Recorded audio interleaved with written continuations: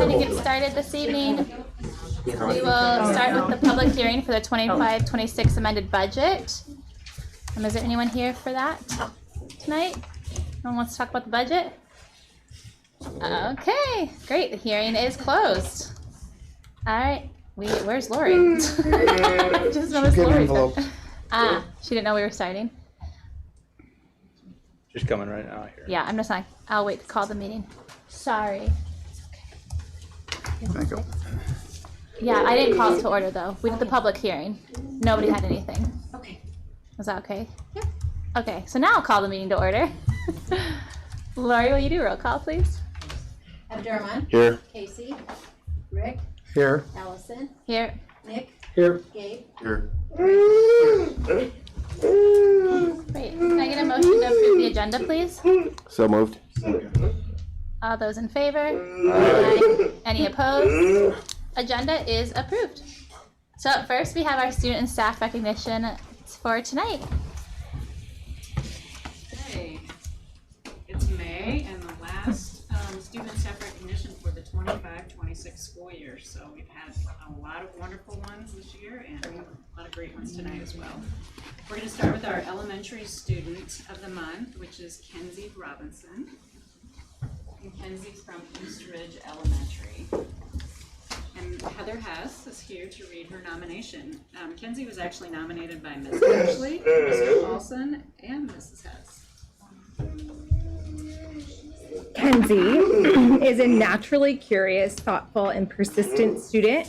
In every academic area, Kenzie is a seeker of excellence in learning and growing. She's always willing to share her thinking with the class and with her partners, while always making space for others to share in the learning as well. She takes on the role of coach in our classroom when classmates need help by working alongside but never for another student, which is not always an easy task. Being exceptional at East Ridge is taking on additional responsibility without being asked, seeing a need and filling it, and finding solutions to problems that arise in our school. When a classmate shared with the class some information that was tender and vulnerable, Kenzie stepped right up to ask how we as a class can be most helpful during these times of struggle. Then she acted on the information that was provided. She offers kindness, support in ways that her classmates need, genuine connection and empathy and friendship. This is the Kenzie that shows up in the classroom, in the hallway, at student council, at recess, in sporting events, and in the lunchroom, because this is who she is at her core. She's an incredible human being. Whether leading in the classroom, on the student council, at recess, or on the basketball court, or even on the golf green, Kenzie is always giving her full effort while building others up around her at the very same time. She's a person of integrity. She's a person of grit, kindness, empathy, and compassion. I am so grateful that I was able to share in Kenzie's learning this school year, and I'm so excited for what her future holds.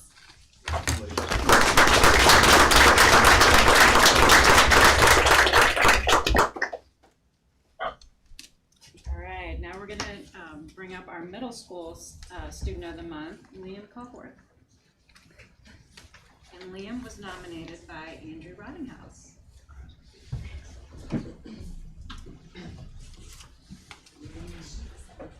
All right, well, when I saw the email come through to nominate a student of the month, I thought no other than Liam Cockworth. He has been an outstanding student this whole entire year. One of our hardest workers, and on ISASP this year and MAP, he was one of our highest testers. Every single day that kid works his butt off in class. He works not only in math in my room, he works his butt off in every other room. He asks for extra practice problems every single day and just gives his all. But most importantly, he is one of the kindest kids in our 6th grade. He is helpful, respectful, and kind, and really emulates the Clipper way, which is just amazing to see. He's made so much growth this year, and I'm so proud of him.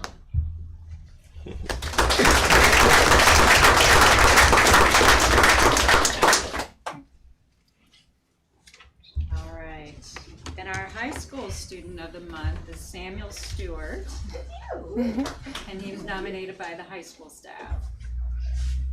We can, yeah. Mom's gonna.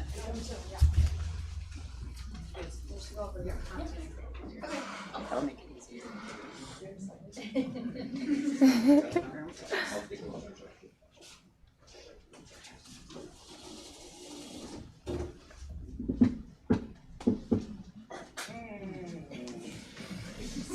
don't usually get emotional, so I'll try to hold this together. My wife's probably shocked that I'm leaving. As our district vision states, Clear Creek Amana Community School District will foster a family atmosphere. Family includes all of our students. You can see it.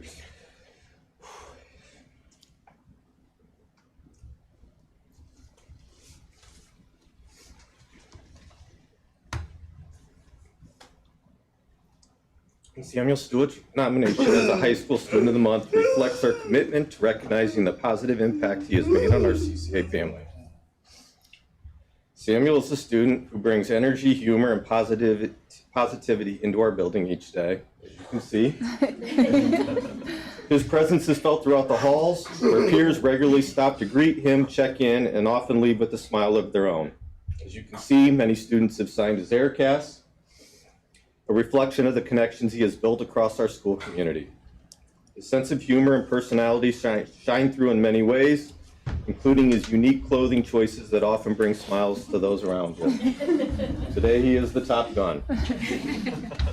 While Samuel has faced health challenges, he does not allow them to define his school experience. He shows up each day with determination, consistently facing challenges with grit and persistence, and brings a positive spirit that uplifts those around him. I am proud to share that Samuel is on track to earn his diploma this Saturday at graduation, and we look forward to that.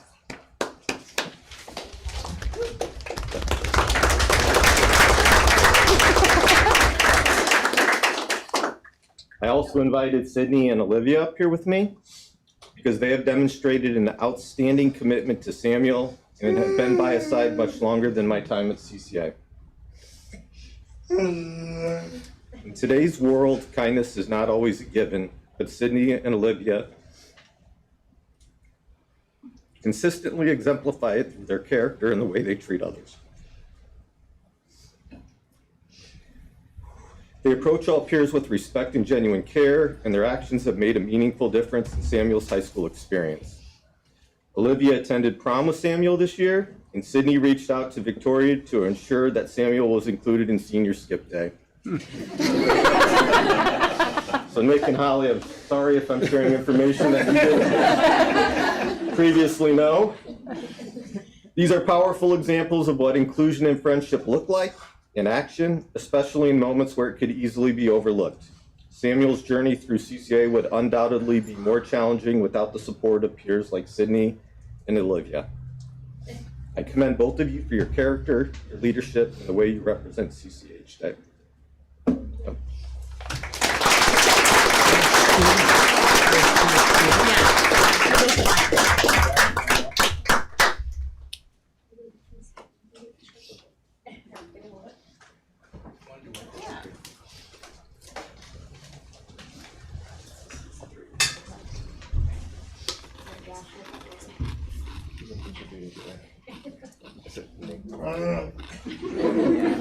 I'll have one with Nick if you.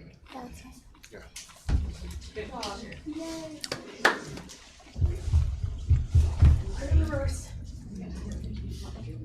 right, now we're going to move on to our staff of the month, and we have for the elementary school, Kerrigan Samuelson, and she was nominated by Brittany McCaw, and Brittany's not able to make it tonight, so I'll read what she said. She said, Mrs. S. consistently addresses the individual needs of each student. She makes an effort to visit the special education classroom to build connections with our students and is always prepared to provide exceptional support for their English language learner development. She is always polite and always has a smile on her face. Congratulations.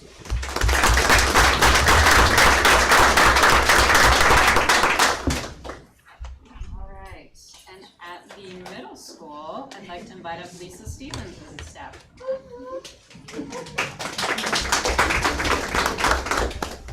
And Lisa was nominated by Whitney Eister. It's probably the first mother-daughter recognition. That says a lot.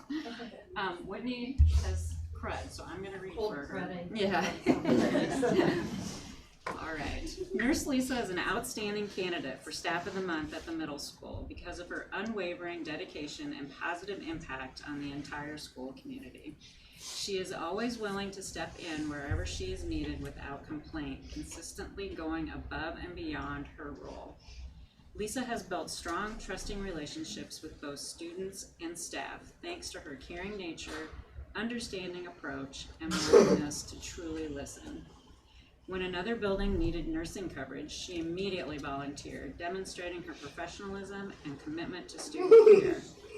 Her warm smile, light-hearted jokes, and genuine kindness makes visits to the nurse's office feel safe and comforting, helping students feel at ease. Nurse Lisa's compassion and teamwork make her an invaluable part of the school. Nurse Lisa always has a smile on her face and willing to help any student and staff with any health needs or just be a listening ear.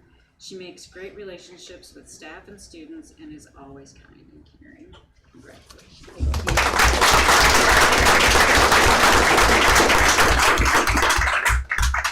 All right, and our high school staff member of the month is Laurel Keenan. And Laurel was nominated by Alyssa Amelon and Don Shanahan from the high school. All right. Laurel is amazing.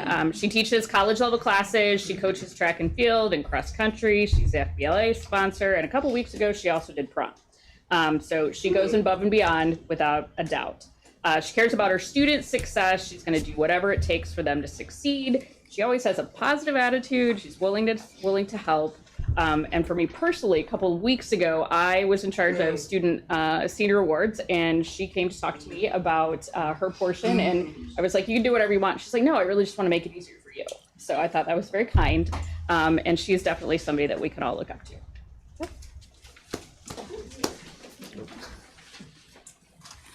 Laurel exceeds all expectations as a high school teacher. She makes our business classes and finance classes engaging through guest speakers, mock interviews, and real-world lessons that prepare our students for success after graduation.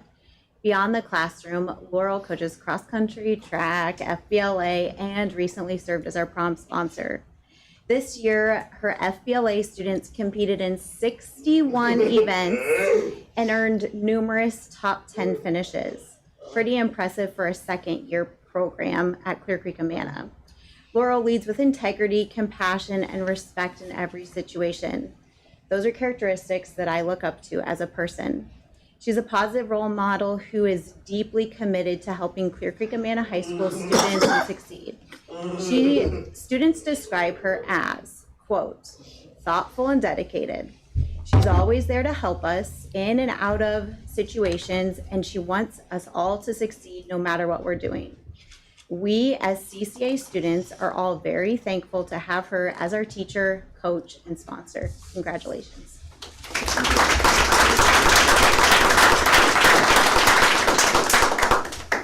All right. And lastly, our district staff member of the month is Denny Schreckenkamp. And Denny was nominated by Diane Hummel. Good evening.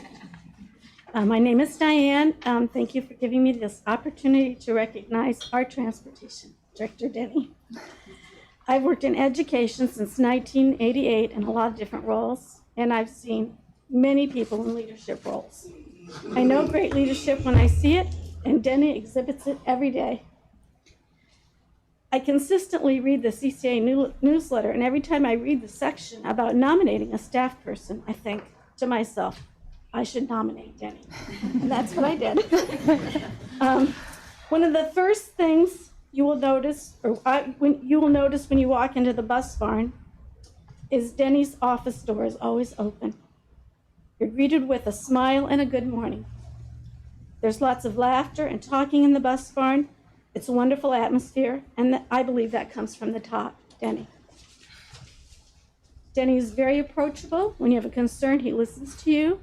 He makes you feel like what you do is valuable. I don't think I've ever seen anyone with so many irons in the fire as Denny. He is a master of multitasking. Denny knows all the bus routes, all the bus drivers, all the monitors, knows what kids are riding on what buses, where they get on and off the bus, knows what kind of coverage he needs for the day, knows who's sick, handles bad behavior situations that happen on the bus, communicates with parents, communicates with all our schools. I'm quite sure that's only a quarter of the things that he does. On a personal note, about 4 years ago, my dog Ginger died. I was heartbroken. Denny said, "Diane, get another dog." I did. Great advice, best dog ever. Thank you again for letting me recognize Denny.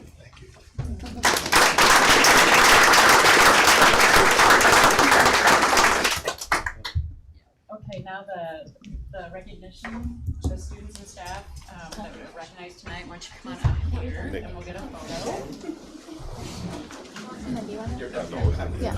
I'm just gonna get out of the way.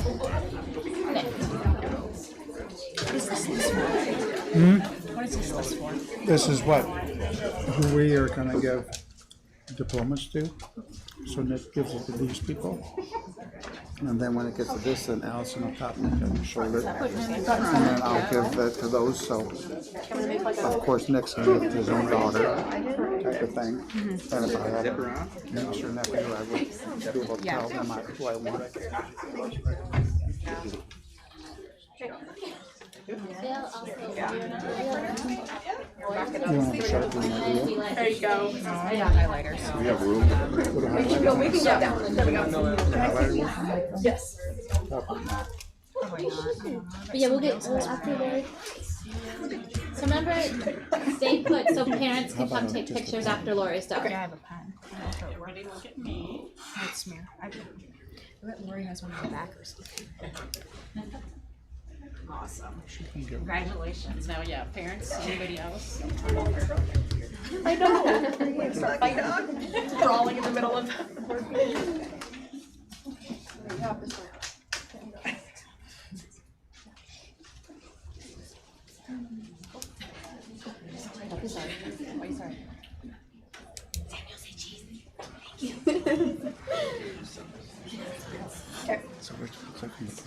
All right, thanks everyone. Great work. Congrats.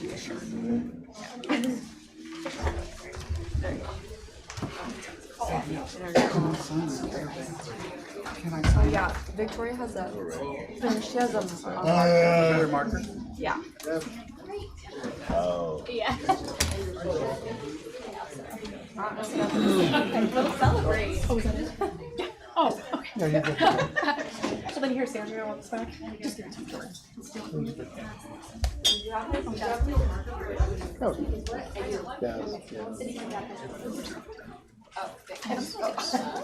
been with Congrats, Danny. Well deserved. I'll get my graduation. I'll bring it.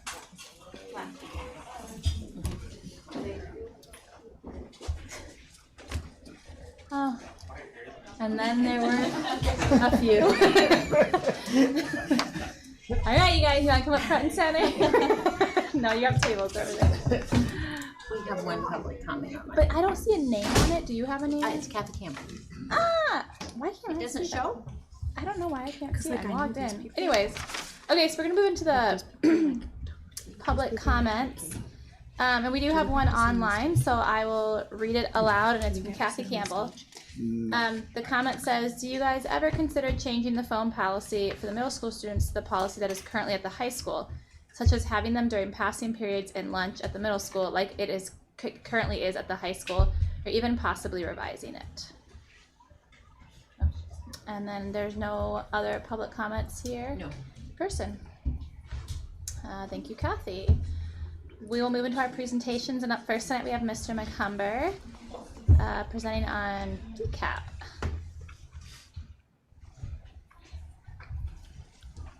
How's everybody doing? Good, how are you? Good. All right. Glad my cheater's up. All right. First of all, my name is Ben McCumber, one of the assistants at the high school, finishing up I believe my 26th year, all of them proudly at CCA. This year, I was really appreciative of the being able to work with Mr. Daniel and Mr. Ruby. As you can see, he's an amazing leader, and of course the families and the staff and the students. We've got an amazing funny story about you today, but I'm not going to tell it. It's okay. The kids are just phenomenal, and I think this DCAP and the ICAP really highlight this, some of those things we're trying to do. I do have to admit, though, when Mr. Daniel gave out the leadership responsibilities, he said Ben McCumber, DCAP and ICAP, some other acronyms, no idea what they mean. So, and a whole host of things that I had to get caught up to speed on, but. I think these experiences and my experiences in the district fit very well with this. And then so I'm taking my experiences in serving best the responsibilities and the needs of the DCAP. And I'll go into what the DCAP is in just a second. Also, I've come to the conclusion that the work we're doing for the DCAP and the ICAP is potentially the most important work that we're doing at a very critical time where our students, in reality, preschool through high school, need our attention to this work more than ever. And I really think my past elementary experience, as well as at a brief time at the middle school experiences, have been very helpful in seeing really the progression, as well as some ideas to help prepare our students and our families well before high school and, of course, through high school and after. All right, so here's my agenda slide. Very good. All right, so when I'm done tonight, I'm hoping to get a better understanding of what the DCAP and the ICAP stand for, how this work supports our district and our high school's mission and vision. I'm also hoping to highlight all the people who put this work together, and I'm telling you, it's a lot. So I'll be scratching the surface on everything, really. Also, I want to highlight the work is very important. Making sure we're highlighting the work in our DCAP is a big task. And thankfully, I believe we at CCA district-wide are doing great work with that. I'm also going to highlight the importance of creating these plans and making sure we're providing a wide range of opportunities for our students. There is so much already going on. I'm hoping to give you at least sort of an understanding of what we have in place and where we want to grow. And of course, I'll outline our next steps as a district and of course, leave time for questions. So, probably wondering what DCAP and ICAP stand for. I'd offer you $1 million if you can tell me, but I don't have $1 million. So, DCAP, the District Career and Academic Plan. So the simple definition, what are we doing as CCA, district-wide, to prepare students and families for after graduation?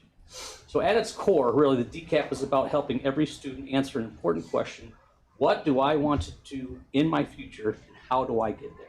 So through the DCAP, students explore careers, identify their strengths and interests, connect those interests to meaningful academic and career pathways, help students make informed decisions about classes, the extracurricular involvement, college opportunities, workforce training, military service, and of course, future careers. This process is not just about preparing students for graduation. It really is preparing them for a life after graduation. So DCAP, again, as a district, gives students ownership of their future, while helping us ensure that learning feels relevant and connected to real-world goals. So students, we hear this all the time. You're making me do this, you're making me do this. And I tell them, what you're doing right now for this DCAP and ICAP stuff, this is what you want to do. This is preparing you. I've already have a career. I've already graduated. We want to get them to graduate with some goals. So most importantly, the DCAP helps create a culture. I think that's very important, where every student has a plan, a purpose, and most importantly, support from us and families along the way. So the ICAP, so we've got the DCAP, which is the district. The ICAP is the individual career and academic plan. Again, the simple definition, what each student is basically doing. And with our support, we want to help them achieve their post-high school goals. And there really is a lot, and it's not just limited to 4-year or 2-year schools. It's the trade schools, it's military, it's apprenticeships, targeted workforce goals. The ICAP is really the student-driven process intended to help students explore what interests them. That's kind of hit and miss. Zello. There it is. So Zello is one of our tools, and the students, that's one of the tools that we use district-wide. And students, we're trying to reshape their opinion of Zello, because it really is something for them. I tell them, I already know what I'm doing. I know it. So we're trying to help them to explore that. That's just one tool. But it's much more than just that.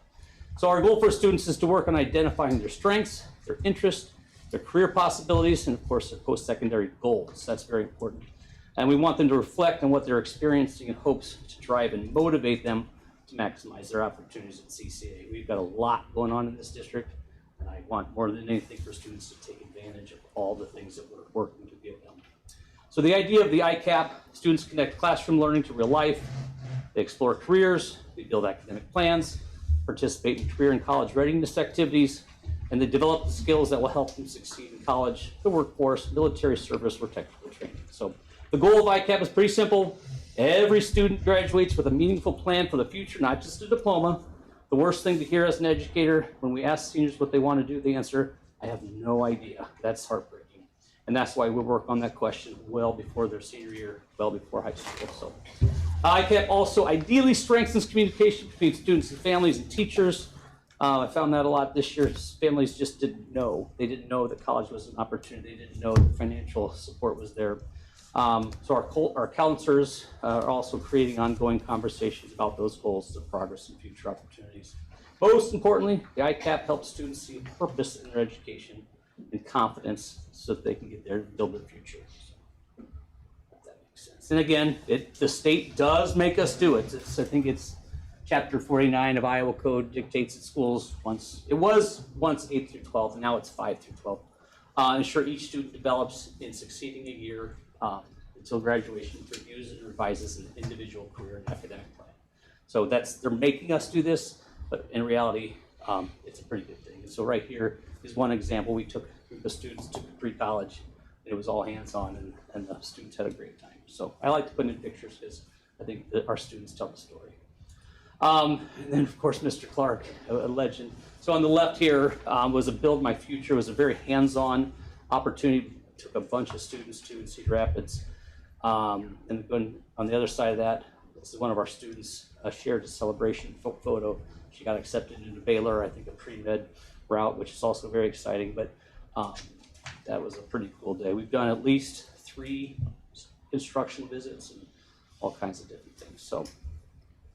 All right, so this is the district's mission, and one of the biggest things, bringing a mission to life, and I think DCAP and the work that goes into it really does highlight what we're doing as a district to prepare students to be productive, responsible community members, providing an environment that brings learning to life. A lot of times people say it's a mission, but how do you bring it to life? And I think through the DCAP, the things that we're doing does that. This is Mr. Daniel's vision, creating a supporting learning community where trust and collaboration open doors for every student to succeed. He puts that in our newsletter. He puts it out in everything he shares with students and staff and families. And I think Mr. Daniel's great. He always puts things in a way that I can understand them. A lot of people can understand them differently, so you can just hear it in his voice. At CCA High School, we're going to provide an experience you can't get anywhere else. And I think that's really important because, I really do think we as a district provide these different things. We just have to celebrate them. We have to organize them into this DCAP. So that's Mr. Daniel's goal and vision, and it's been great to work with him for that. So, who is involved? This is going to be tricky because I literally could spend probably 2 hours trying to go through all the different people. So I'm just going to highlight quickly as I can. To try to explain how many people this includes would be, like I said, very difficult. Again, first and foremost, we have 480 students in high school. So really, they should be the most involved. Every staff member also creates opportunities for students by exploring occupations, post-secondary education opportunities for the content they teach. And specifically, this is the high school DCAP team, admin and counselors, the CTE teachers. So Miss Keenan, who was just awarded, she does a phenomenal job. Everything she was highlighted for doing today goes into those opportunities for students for career and technical education and learning. So they play a huge part in this role. Miss Amana, very much appreciated. I almost wish she would have stayed, but she's a busy person, so I don't want to take her time, but she is an amazing person who is probably our resident expert at this. And so she was handed this job by a previous assistant principal. She's great. But I was able to take some of these things off her plate, and in doing so, is a very big learning opportunity for me. She also does work with FFA and animal science, and of course she's truly amazing. It goes way above and beyond for the inclusion of this DCAP. So next year include, in fact, her responsibilities. She'll be coordinating this work in her C3 position, as well as teaching ag classes. So she'll probably be presenting next year. College career and community readiness, that's at the C3 position. Again, it's organizing the work, it's collaborating, and she'll, of course, continue to teach. There's a link. I'm probably not going to link on it just because in difference of time. This is another one of our opportunities. Here's our students. It's an FFA for animal science trip that they took. This link would take you to our full DCAP. It would highlight lots of different people. If you want to click on there, you're certainly welcome to. And some of that, because again, we've got higher learning, military, job shadows, internships, guest speakers. The list is really endless. So, but I do really want to highlight Kelsey Portwine as well. She's our TAP coordinator. She provides work with life-related opportunities for students who might have special needs, and these not would just be students with IEPs. Special needs can be identified in any single way, and she's supporting nearly 85 different students, which is great. Kirkwood is an amazing partner. They're always great to work with, both for getting students enrolled in coursework that explore careers, as well as job shadows and internships. They've been great. They've got, of course, administration at the middle school, along with their counselors. Again, starting next year, 5th grade will be required to have input, which I contend this work and these conversations with students and families should start, and they really do start well before 5th grade. Having come from the elementary and preschool, we talk to kids about what they really want to do after high school. A lot of times it's fire person and police person or influencer or whatever those things are. We really want to get, if that's what they want to do, that's what they want to do. But we want to get them talking about that, reflecting on that year to year to year, so that when they do come to high school, they got a good idea what they want to do. So why is this important work? It's a little sobering. So by 2031, 85% of the good jobs will require some type of post-secondary education, which includes 4-year colleges, 2-year colleges, trade schools, and of course apprenticeships. A bachelor degree is expected to remain the primary pathway to many of these higher paying and high demand careers. And the workforce is changing in 2 different ways. Employers are expecting higher level skills within existing jobs, and their careers requiring additional education and training are growing faster than jobs that only require a high school diploma. So for students who stop their education after high school, there are opportunities again for good jobs. Typically those are identified with higher paying, are projected to decline significantly.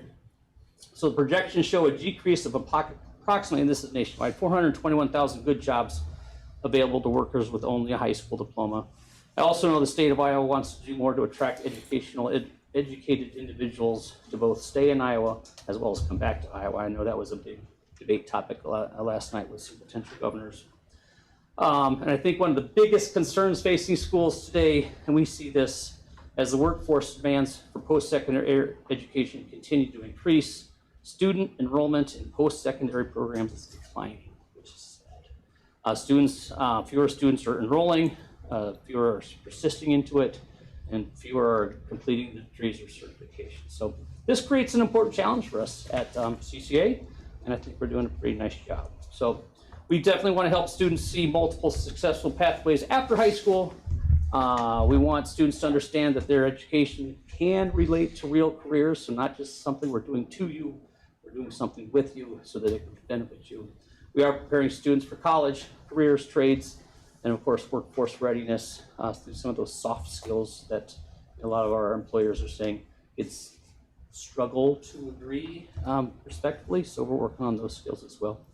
We want to make sure we're ensuring students leave high school with a clear and realistic post-secondary plan, how to get there and how to take advantage of the resources available. If you would have asked me in high school what I wanted to be, I told the kids this when I was presenting to them. I was going to play professional football. Obviously that didn't happen. Or I was going to be a famous movie star, and that too did not happen. So, Still time, Ben. still time. Thank you, Allison. That's For the movie star?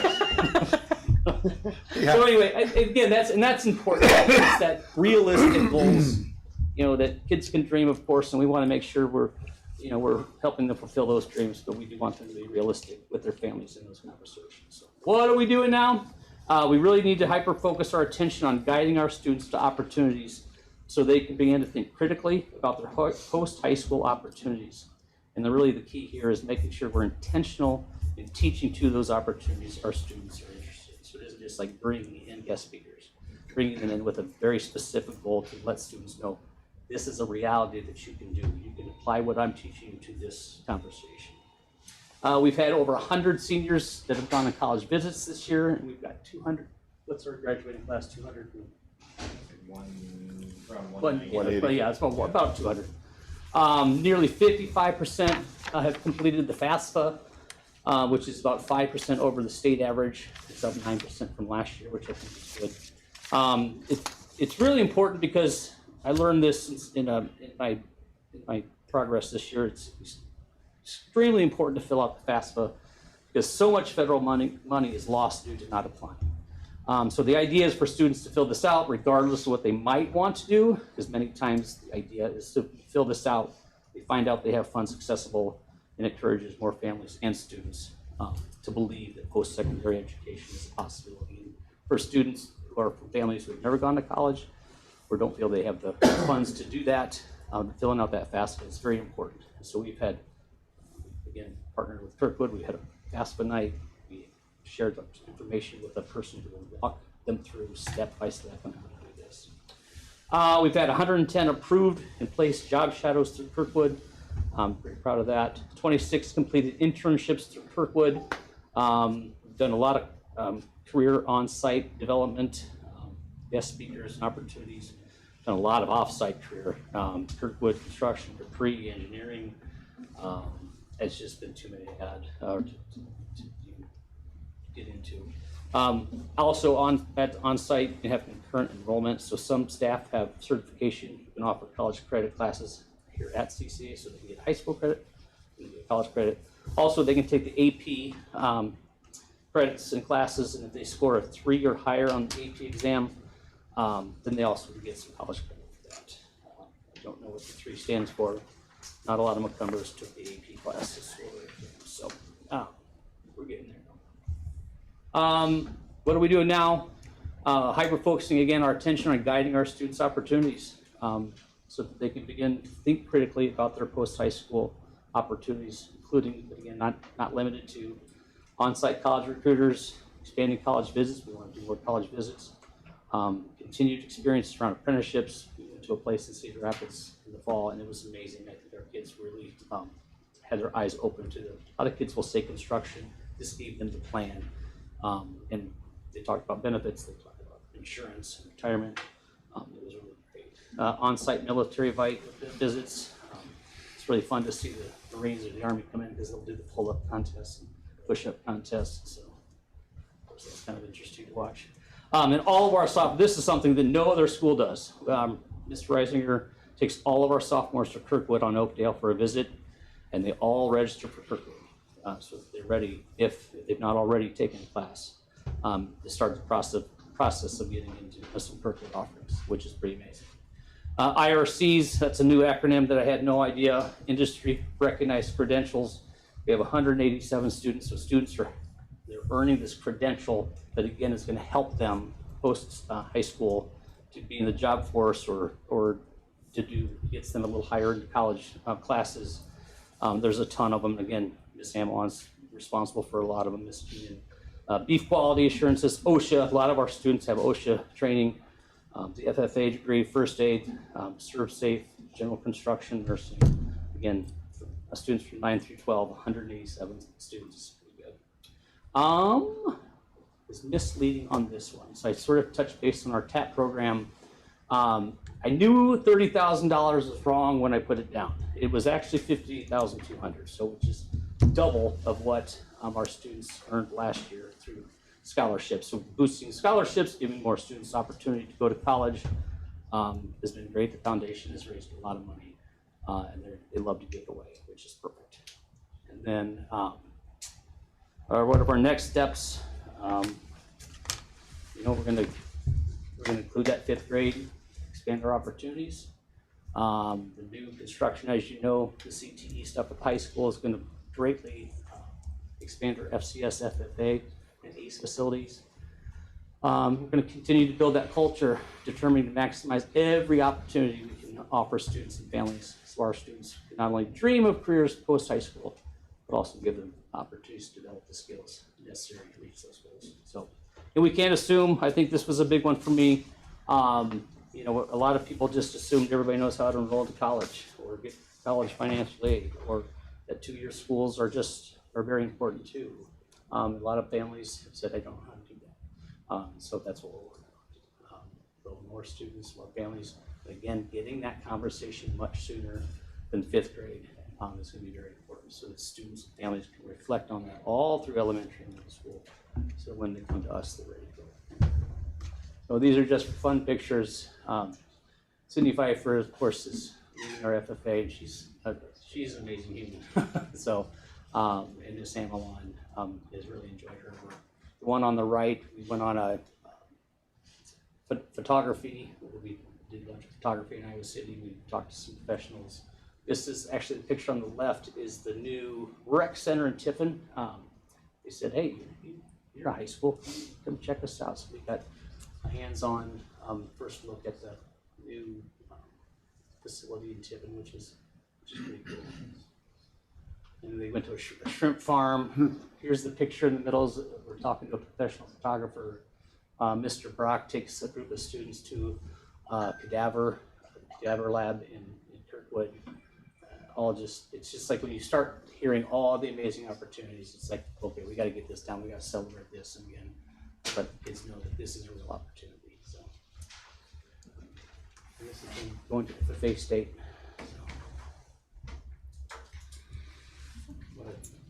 So here's my story on Gretchen. Getting students to do Zello is tricky. So my goal was to rebrand what Zello is. And I just flat out said, seniors, it's hard for seniors. It's a lot of people.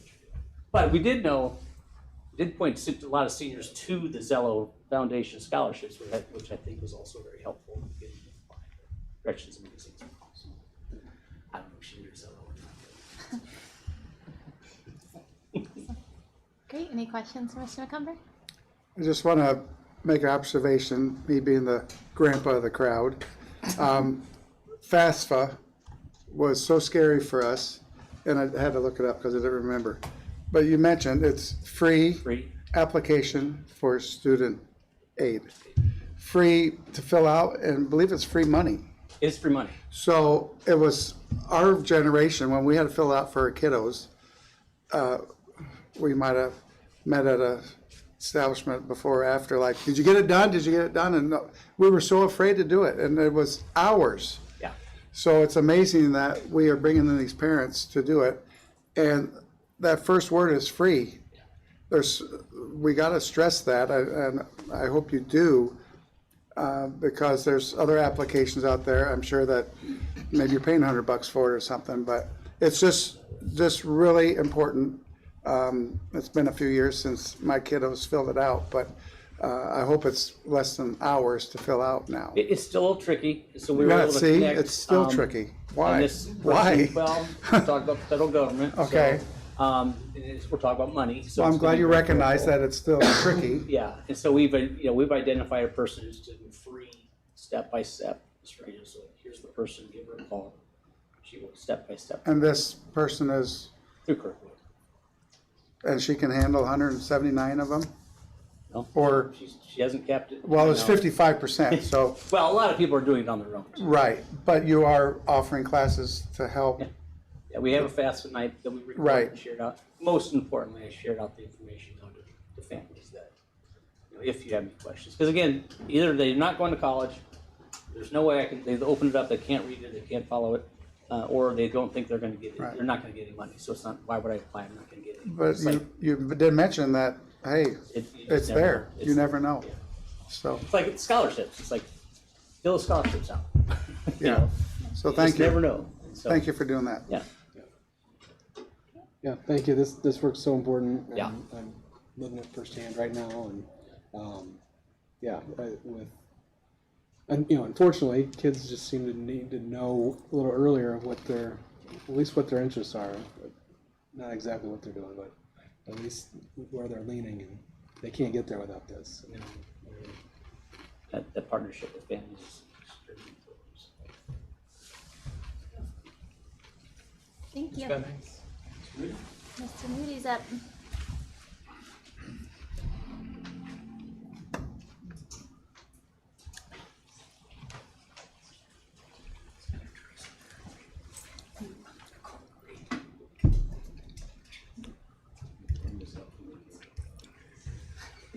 To the point you just made, unrelated to what I'm going to talk about, but our elementaries do a great job of having career days for our elementary kids. So we're making even the elementaries are doing a great job of getting the kids exposed to different career opportunities at very young ages. It's great to see.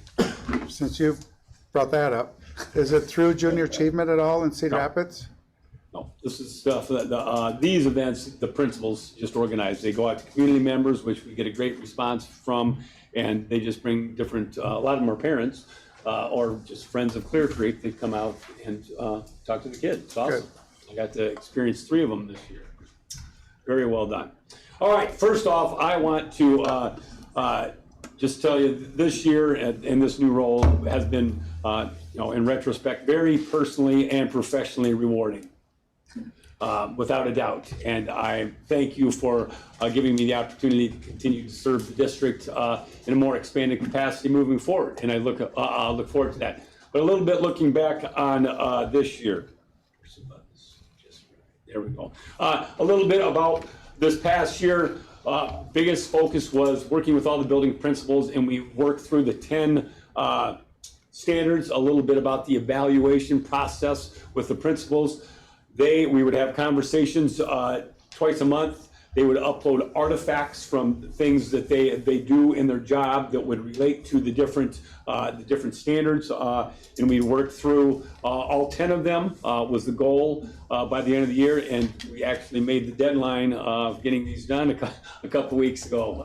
But it was to their work that they made efforts to go into the standards, look at the things that they did on a daily basis, attach those into the evaluation format, and then we had conversations about that, which was very rewarding. I found them very rewarding. You could maybe ask Mr. Daniel if he found them rewarding or not, but just talking about leadership and how that relates to the 10 standards that we're expected to follow as building leaders.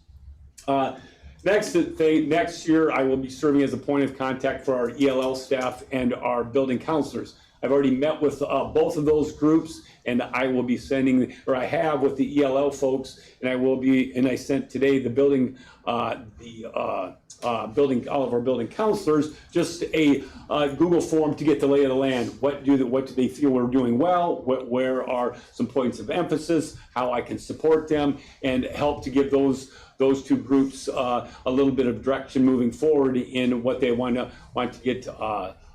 get better at, which that's what we get up and work to do every day, is improve what we're already doing. And then I'll have other district level responsibilities moving forward, kind of duties as assigned as we all have in our jobs.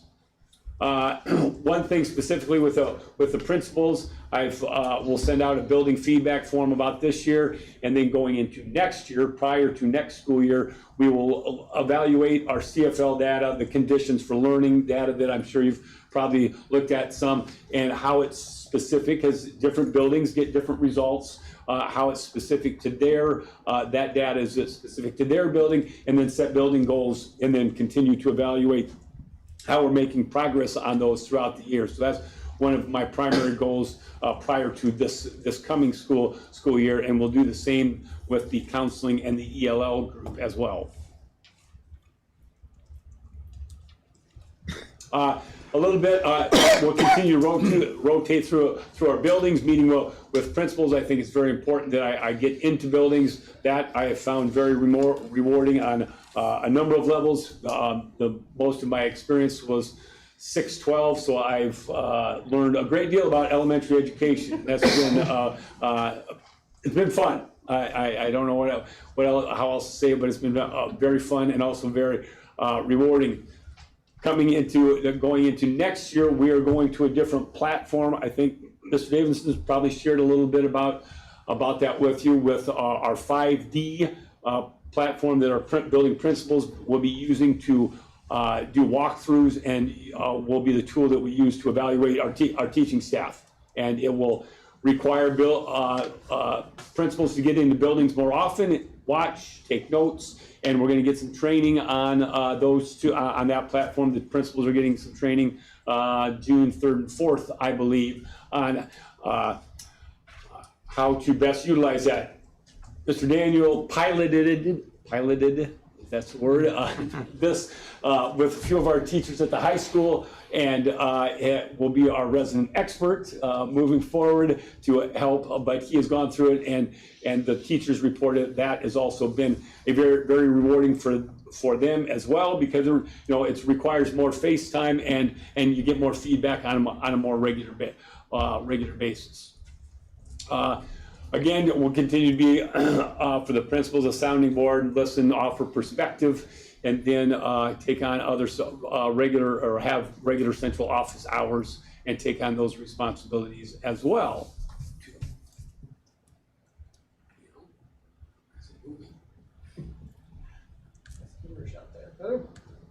Oh, there we go. I will continue to do these things that I did this year. I facilitated elementary and secondary team meetings every third week. We had our last one of the year today with both our groups tying up end of the year things that need our attention before we close the books on this academic school year. Obviously, I attend the district admin and district director meetings, monthly meetings. I will have bi-monthly meetings. That was one thing I found in my initial conversations with both the ELL group and the counseling staff, that and you don't hear this often, they would like to meet more because they really haven't got the opportunity to come together and collaborate as a group and be able to talk about different things that's going on in different buildings, moving towards having a comprehensive, might be strong, but a comprehensive K-12 counseling program as far as what our counselors do going into classrooms, that sort of thing. So I know Ryan knows at Eastridge what experiences have our first, second, third, fourth graders or third graders had before they get to him at Eastridge, and then build on that as they move into middle school and high school. But you have to be in the same place at the same time to have those conversations, and we will work on doing that. The same thing with our ELL folks. Like anything else, we have great things going on. One of them was recognized just this evening, and they don't get the opportunity to talk about what's going well for them, what things are that they're having challenges with, and help each other problem solve through those situations. So that will become regular for the ELL and the counseling staff as we move into the fall. I will continue my weekly meetings with Mr. Davidson to get caught up on things. I did include a link there with the field trips. Now that is not a inclusive, exhaustive list. That are those ones continue. I'd like to see it. You have the opportunity to see where our kids going on our field trips across the district. Most of those included in there were their official field trips that that they usually, in a lot of with the elementaries, they do on a regular basis. From year to year, first graders do this, second graders do this, and so on and so forth in different buildings. But just to be able to see the opportunities, which are many, from that all of our students have, and something, those things, they take planning, they take transportation, they take understanding with our food service. I mean, those field trips are a complete group effort by many different levels in the district, from the classroom teachers to Denny figuring out the transportation, and it just shows you that there's a lot of people willing to put in that work and offer our kids a lot of different experiences and be flexible with those things. One fabulous thing that has happened just recently, we have partnered with Hazel Mental Health Services. They do telehealth. It's not in person, but they can do that. Most of it is telehealth, but we've got this up and running, and it have got the information out so kids can start receiving telehealth services as soon as this summer, and that will continue through the summer, and then they can, depending on those services, can continue into the fall every building will have a designated area for students to go to have a telehealth appointment if it happens during the school day. Because those appointments only are, I think, 30 to 45 minutes. So if we can offer them a private space in the school day at school, then that's what we're going to do for them to continue having those services this fall. And then, at any time, people can continue to get referred. Parents can do it directly with Hazel. They don't need to access any school staff. The parents can go on and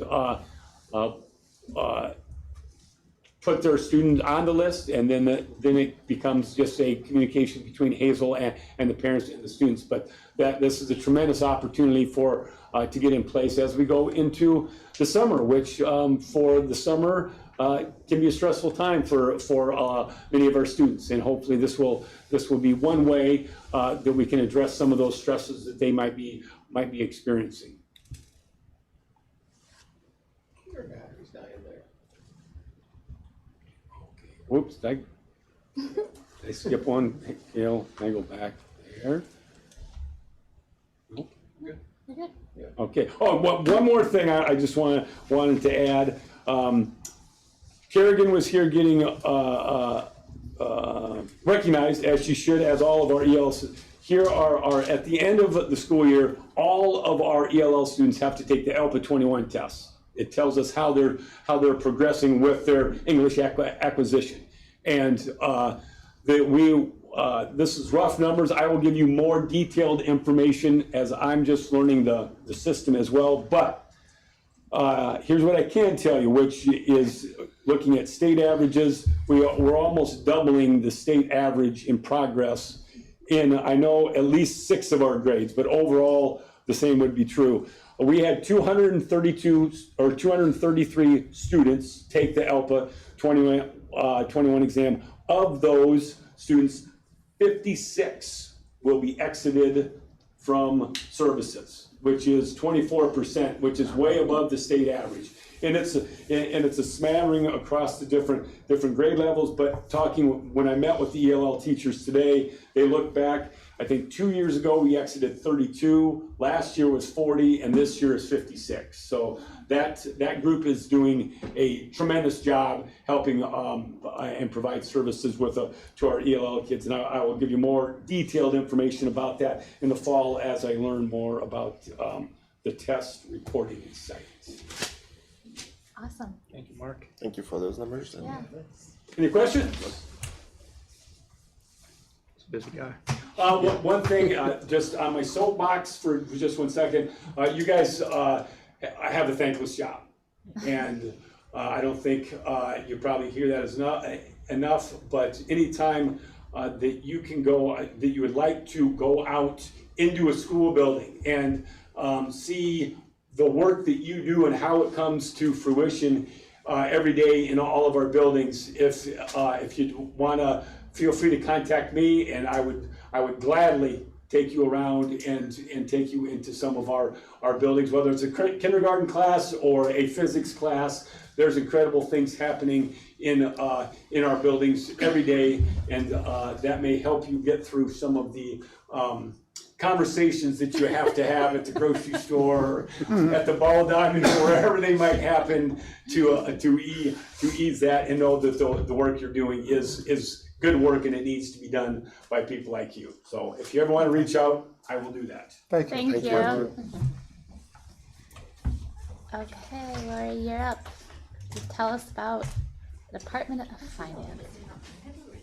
Me, right? I know, I was like, what are you telling us today? I just came from a different angle. Okay, so like I said, this is something a little different from me. A sort of report from me.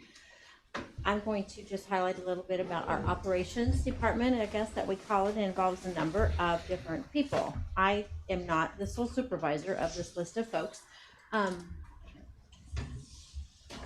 But we all work together very well as a team, and I just want to recognize those folks who help make the business and operations of the district flow.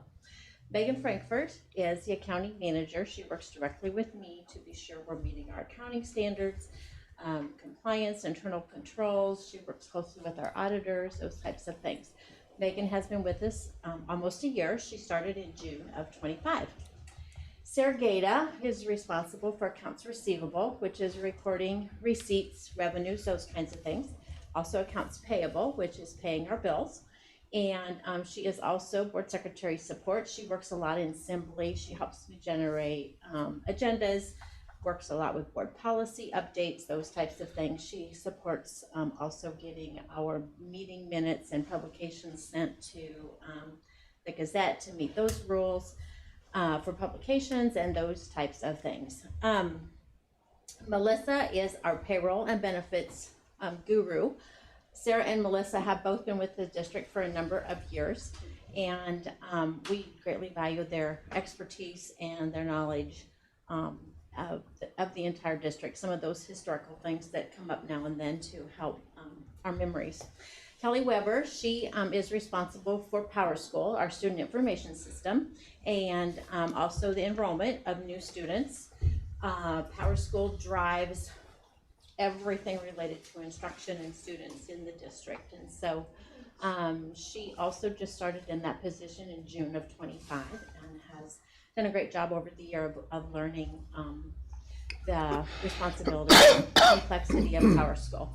As board secretary, I am the custodian of all district records, which involves state reporting, and now most of all of our state reports are generated from Power School, which again makes it very, very important that we have our data accurate and responsive to state reports, and of course those change continuously. Amy Schaefer is our reception gal. She greets folks as they come into the building, and she's our district office administrative assistant. She's our go-to girl. Anytime you need anything to do, regardless, all of the administrators in the building, you know, she reaches out and she'll go whichever direction we ask her to go. She also supports Kelly in the enrollment process, gathering documents from parents and all of those types of things to keep our student information system current and accurate and also compliant. So for Amy also just started in her position in June of last year. So we've had a lot of new folks. So our focus this year for 25-26 has been a lot of realignment of staff duties, responsibilities, those types of things. We've had a lot of new staff, and so we've spent time training them to help them learn the skills and things necessary to do their jobs. And sometimes when you have new folks come in, they look at systems in a different way, and so we've used some of that information to gain some efficiencies and continue to maximize the use of all of our multiple programs that we use in the district. So for 26-27, our focus areas are we are going to obviously continue to train. We have a lot of new staff again coming in, and so we're going to end. Oh, I'm sorry, I skipped forward. I should pay attention to what I'm doing here. It's okay. We have it on our screen. You have it on your screen. There we go. Back up. Again, enhance some training procedures for all of our new staff at all levels, and to help them learn our processes and systems and set them up for success.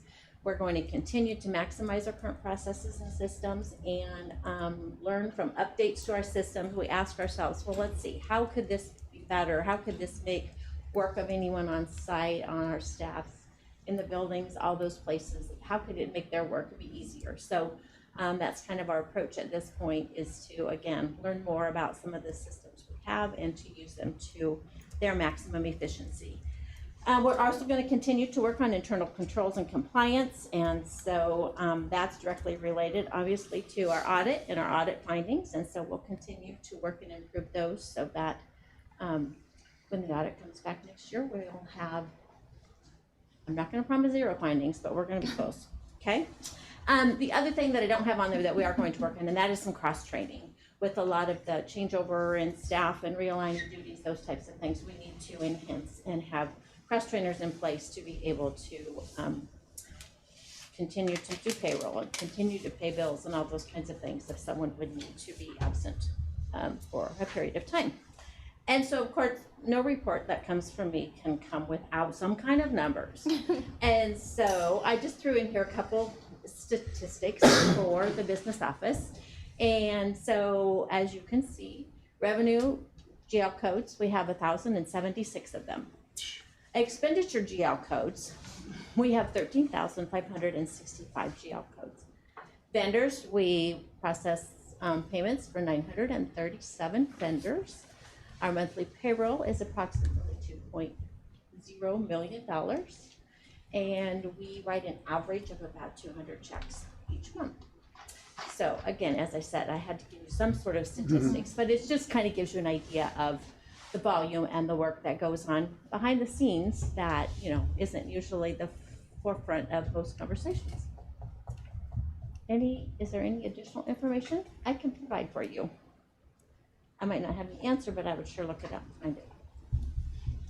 Are you good? Yep, very good. Thanks, Lori. Thank you. Transition over to our reports now. And up first, it is your final student representative report, Gretchen. We'll hand it over to you. Okay, so first I just was going to report on how the sports seasons are going. So our boys and girls soccer teams are both having good seasons. The boys have a 7-2 record and the girls have a 9-3 record, and they'll be starting their postseason soon. And then track had their state qualifying meet on the 14th and had over 15 events qualify for state, and they'll be running in Des Moines this weekend for that. And then softball and baseball seasons have also started a few weeks ago, and they're getting started on their seasons and doing like inter-squad scrimmages and scrimmaging other teams from around the areas. And then we're talking a little bit about prom earlier today. That was on May 2nd, and that was a successful night. I had fun. I think a lot of other people did too. You had a dress. Yeah, okay. I got a dress. And then we also had our FFA banquet on May 3rd. And during that, students were recognized for their achievements and awards from that entire school year. And then our old officers were retired, and then the new officers were sworn in. And then a few weeks ago, we also had our senior awards banquet on Tuesday, May 12th. And their seniors were recognized for accomplishments, cords were handed out, scholarships were awarded. Just pretty much lots going on that night. And then this Tuesday, we also had our elementary walkthrough for seniors. I wasn't able to attend, but a lot of seniors did, and I think they had fun getting to visit their old teachers and stuff. And then tomorrow, seniors' last day of classes, and on Friday we'll have a breakfast and rehearsal for graduation ceremony, and then the actual graduation ceremony is on Sunday. And then last day of school for everyone else is Friday, May 29th. Excellent. Well, thank you, and we will. You'll get a cord tomorrow as well for your service here on the school board. So thank you for coming to the meetings that go a long time, and being willing to serve your community in this way too. Thank you. Thank you. Thank you. And did everyone see? You got a little gift Yeah, too. got a little gift. Yeah. So we organized something, and you're going to UNI. Yeah. Oof, okay, I remembered correctly. And do you know what you're studying? No, I don't know yet, but they have like an exploratory major there. Ooh, fun. So I might try that, or I don't know. I'm just looking into a few different things. So yeah. Excuse me. Excuse me. Bless you. Congratulations. We look forward to seeing you on Sunday when you go across the stage. All right, building projects update report. Yes, and then virtually. Oh, really? More? There's not. Okay, can you all hear me? Yeah, I've never heard you virtual, I don't think.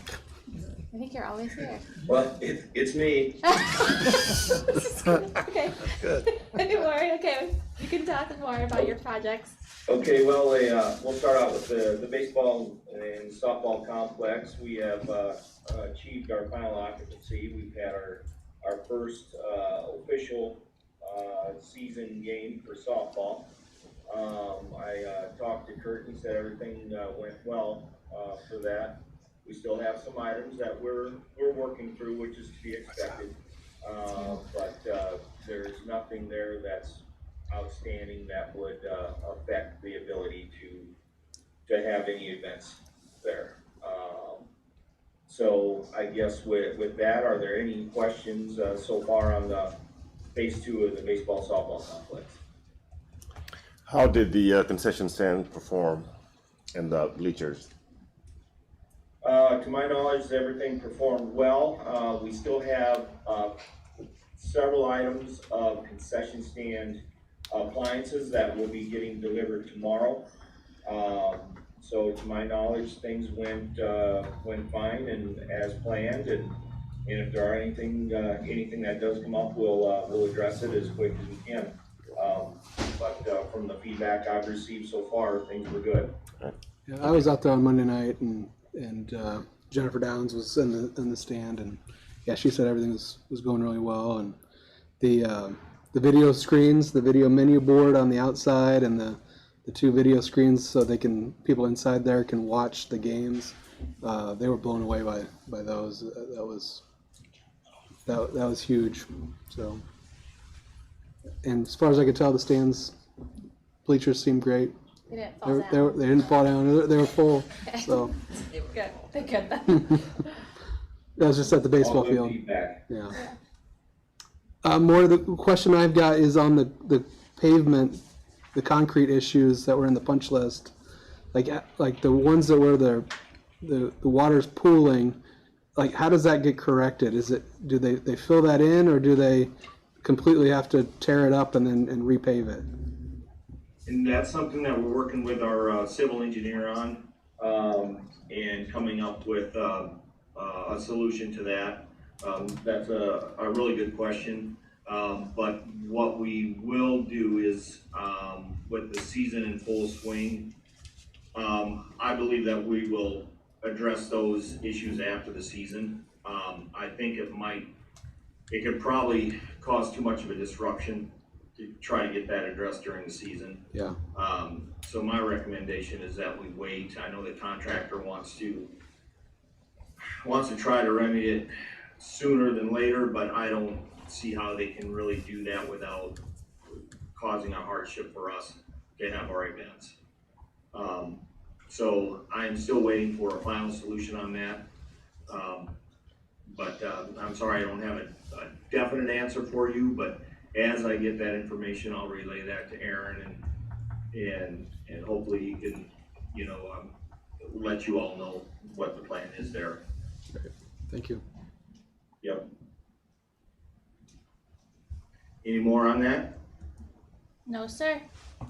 Okay. Well, the high school and middle school additions, we opened our bids last Thursday. I believe that was the 14th. We had 6 bidders, and the bids all came in under budget, which was fantastic to hear. Our low bidder is well under budget. So that's just very good news. So we are all very happy with that. So any questions on that? No, I think we're just all happy about that. Yep, okay. The Clear Creek or Clear Creek Elementary roof replacement. Since I wrote this report, we have actually scheduled our pre-construction meeting, and that will take place June 1st. And at that time, we will have a good understanding of the exact schedule that the contractor has laid out, so we can get that project started and completed over the summer. Any questions there? Nope. And then the final item is that for the North Park Road construction, we just continue to work with the city of Tiffin. And if there's anything that has an impact on how our district functions in that area, we will just work to come up with solutions. So as of right now, things have gone pretty well for us, and we'll finish out the school year just as we have done leading up to this point. So any questions on that? Nope. You're good. Okay, that's all I have for this month. Thanks, Maury. Yep. Okay, Lori, it's back to you for finance report. There's more numbers. Got superintendent. Oh, I skipped superintendent. Yeah. I'm so sorry. I was ready to, I'm so sorry. You've heard most of what I have to say, so I thought that was maybe. No, I was kind of on that, but I thought I was still on more. Most of it's been in my Friday updates, but I just want to note May's a really busy yet exciting time of the school year. With that, May comes School Board Recognition Month. Oh. Because of the board members sitting around the table tonight, our students are thriving. They're leading, growing, and opportunities are becoming stronger. So thank you for doing what you do and for making a difference. Because as Mr. Moody called out, the job is not easy and sometimes it's thankless. So thank you very much. As Gretchen noted, it was my first run at senior night at CCA. It was a great night. It's awesome to see a lot of students being celebrated, and that's why we're in the business. It's a kid's business. So what a great group of talented students we recognized that night. It was awesome. Next is our ad hoc facilities master planning committee. That is a mouthful. It's not easier to say today than it was when we started it back in September, but that group was 25 members, did a phenomenal job, I felt. And we've talked about this throughout the year. We had a couple months where they were off because we were kind of on a hold or standby with legislation, but they came through. I'm confident you're gonna appreciate and just enjoy. We're gonna have 2 of the non-staff members, so community members, present to you on our June 17th board meeting. And just give you a couple handouts with the things the group put together as an ad hoc committee, and you'll be able to discuss and take those recommendations as you see fit. But I'm excited. I think you'll be really happy to see the work that they've done and completed. And then I just want to note middle school leadership lunch. As you know, we started that second semester. It's been, I've said it a lot, but the favorite part of my job is getting into buildings every week. On a daily basis, I do my best to get into at least one building. We started second semester just so I could start building up relationships with the kids at our middle school and high schools. I'm going to continue that next year. We'll do it 12 different students each semester. I'm really excited to grow that. To be able to continue that work, just to build relationship with students and allow students to build their relationship up with me, hopefully.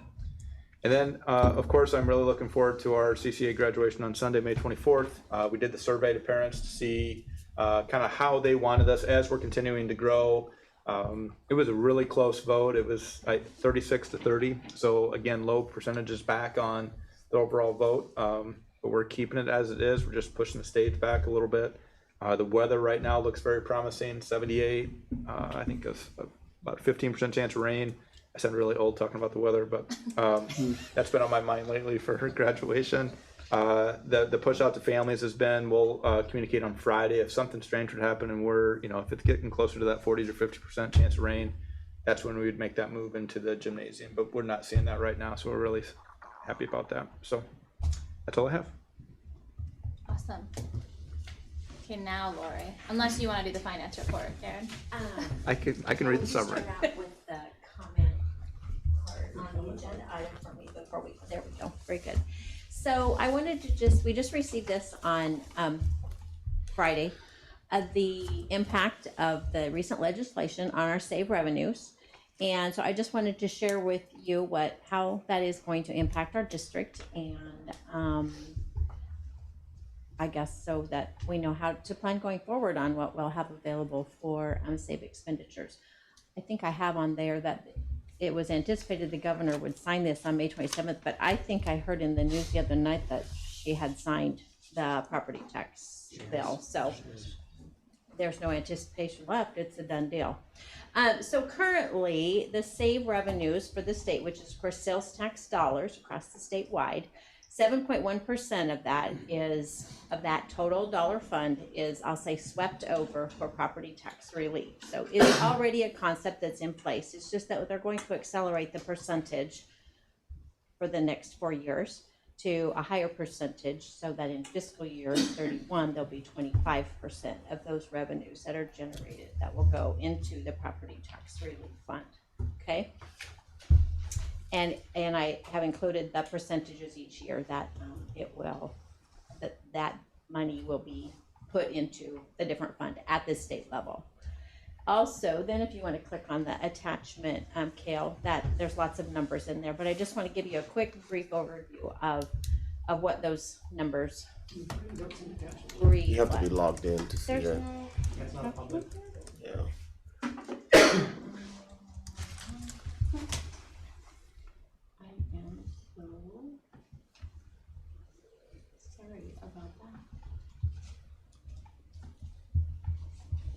And so what this will show you, let me change it here. There we go.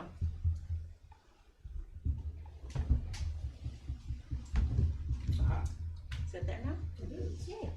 Okay, so this has lots of numbers on it. So it shows you the estimated comparisons, district assumptions, and those kinds of things. So I did continue with about 2% growth, and that would be sales tax revenue statewide in this assumption.